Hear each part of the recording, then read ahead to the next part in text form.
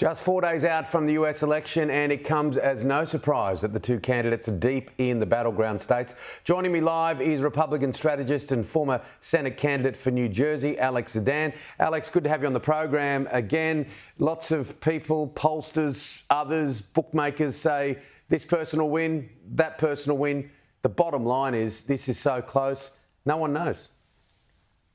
Well, I'm seeing some very encouraging signs on our side, especially when you look at the early vote. Republicans have taken to early voting in a big way, both in my home state in New Jersey and in places like Pennsylvania, which is an absolutely crucial battleground state. You are right that a lot of these polls are very tight, but we've seen a shift toward former President Trump. In just the last week and a half, we need all Republicans to turn out and vote, but this election is definitely well within the grasp of the Trump team.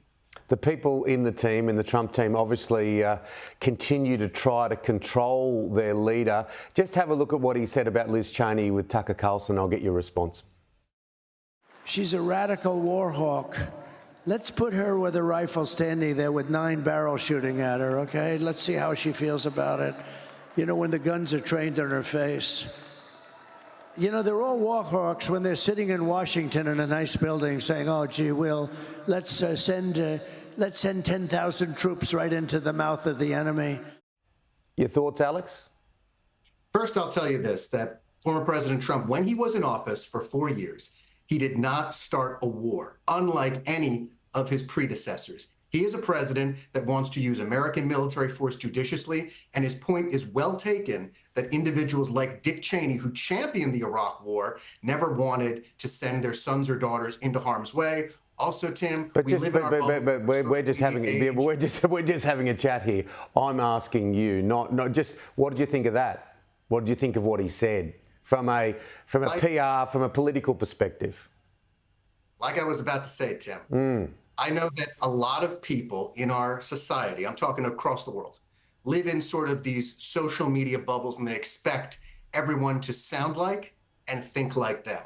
I have gotten to the point, both because I live outside my social media bubble and I'm a little bit older, that just because someone doesn't say something exactly the way that I might say it, doesn't mean they don't have a right to express themselves. Just because I wouldn't phrase something a certain way doesn't mean that I look down on anyone else who phrases something differently than the way that I speak. Well, a lot of people around him have already come out and said, oh, he's been misinterpreted. Anyway, we'll push that to one side. They are in the battleground states. This is where this is going to be won and lost. For people that are, and most people by now have really been watching this all around the world and have become a bit of an expert on US politics. But we know that so many of the 50 states have a blue or red sign, and that's just the way it's going to go. It's come down to 7 of them. Absolutely right. And I'm heartened by the fact that I'm sure a lot of your viewers can now find North Carolina, Pennsylvania, and Michigan on a map. Yeah, without question, it's going to come down to those battleground states. But in the majority of those states, President Trump is either ahead or well within the margin of error. His message resonates in places like Pennsylvania and Georgia. President Trump spent a lot of time himself on the ground in these states, and going to a McDonald's and serving food in a drive-in window in Pennsylvania is going to help make an impact. Being in that garbage truck in the Midwest is something that is going to make a huge impact. It's the images of this campaign that are really resonating with people. President Trump has been known as the blue-collar billionaire since his developer days in New York City, and that is continuing. He's showing it with images like that. It's pretty ugly in parts, though, isn't it? It's a very divided country, not just politically, but even on gender lines for this election. I don't think division has to be ugly, Tim. And I think that, especially across the way from where you are, that you may see an amplification of a lot of these negative voices. What I see on the ground is passionate people, especially Republicans, who want to come out and express their democratic, constitutional, God-given right to vote for the candidate of their choice, who is, in this election, President Trump. They really do want to come to the fore and protect this nation, make it better for them and for their children's generation. And I find that inspiring. I think the democratic process in the United States of America is alive and well, and over 60 million people who have voted already would probably agree with me. It's going to come down to small things, isn't it, really, for these undecided voters? Gas prices are as low as they've been in a long, long time. Those little things could make an impact.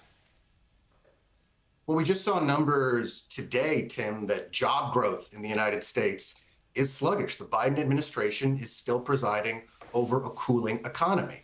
And I have to disagree with you on undecided voters a little bit. Yeah, there are some undecided voters out there in some states, maybe about 4 or 5%. Sure, they can determine the fate of a race, but right now in the United States, especially in these battleground states, it is about turning out your base. And that is exactly what the Trump team is doing in a big way with help from Elon Musk. That's going to win this election, getting those voters to the polls, especially on election day through early voting and through some vote by mail. And I think it's going very well, very promising. I think it's going to be very, very tight, Alex. It's always good to have you on the program, and we look forward to doing it again soon. Thanks, Tim.